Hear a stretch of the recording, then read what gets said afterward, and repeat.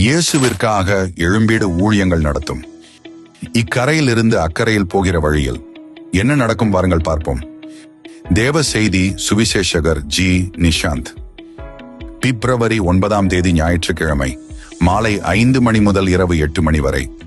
இடம் எண் 24, காஞ்சி முனுசாமி தெரு, VOC நகர், பம்மல், சென்னை 75 PP. மருத்துவமனை அருகில்.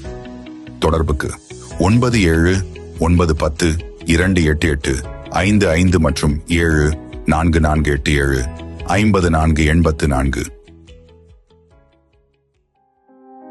கர்த்தருக்குள் அன்பான தேவ பிள்ளைகளே, ஆண்டவரும் இரட்சகருமாகிய இயேசுவின் நாமத்தில் உங்களுக்கு என் அன்பின் வாழ்த்துதலை தெரிவிக்கிறேன்.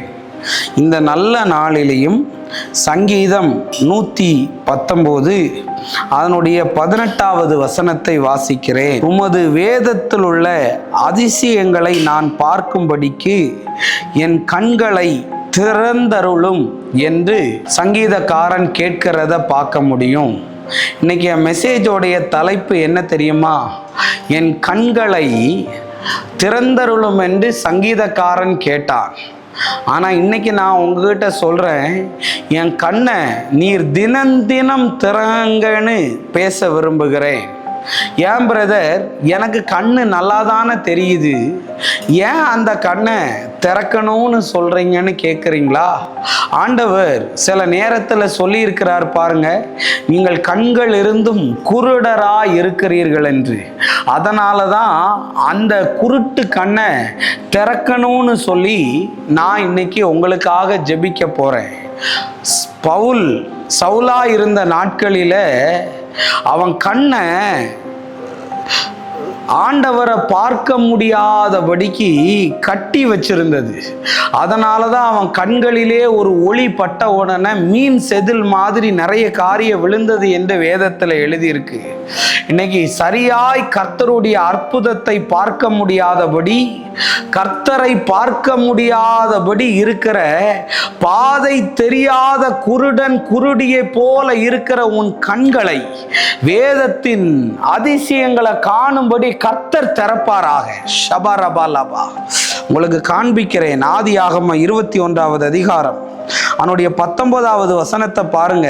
தேவன் அவளுடைய கண்களை திறந்தார் என்று எழுதி இருக்கிறது. யாருடைய கண்ணை திறந்தாரு? ஆகாருடைய கண்ணை திறந்தார்னு இருக்கு. ஆகாருக்கு கண்ணு தெரியாதாங்க? அவளுக்கு நல்லா கண்ணு தெரியும். ஆனால் ஏன் கர்த்தர் கண்ணை திறந்தார் தெரியுமா? எனக்காக நீரூற்ற திறங்க, நீரூற்ற திறங்க, நீரூற்ற திறங்க, வாசலை திறங்க, கதகை திறங்கன்னு ஜோம் பண்றேன். நீரூற்று திறந்துதான் இருக்கு, உன் கண்ணு தான் மூடி இருக்கு. அவ கண்ணை திறந்த போது கர்த்தர் கரெக்டா நீரூற்ற காட்டிட்டாருங்க. அதனால தான் வேதத்தின் அதிசயங்களை நான் அறிந்து கொள்ளும்படி என் கண்களை திறந்தருளுமே என்று எழுதி இருக்கிறது.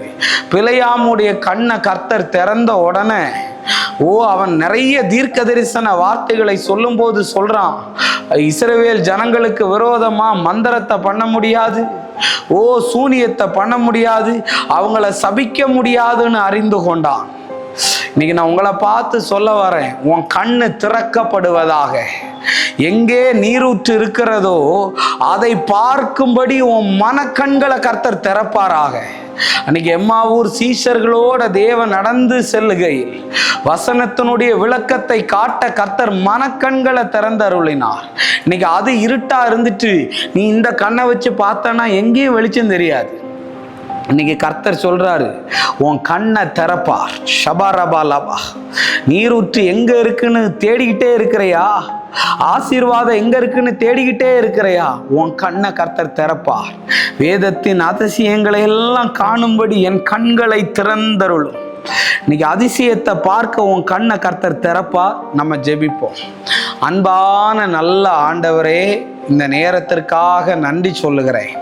இந்த பிள்ளைகளுடைய கண்களை ஆண்டவர் திறந்து விடுவீராக. அற்புதத்தை காண எல்லா சூழ்நிலைகளையும் மாற பண்ணும். இயேசுவின் நாமத்தில் வேண்டுகிறேன் நல்ல பிதாவே. ஆமேன், ஆமேன். God bless you. கர்த்தர் உங்களை ஆசீர்வதிப்பார்.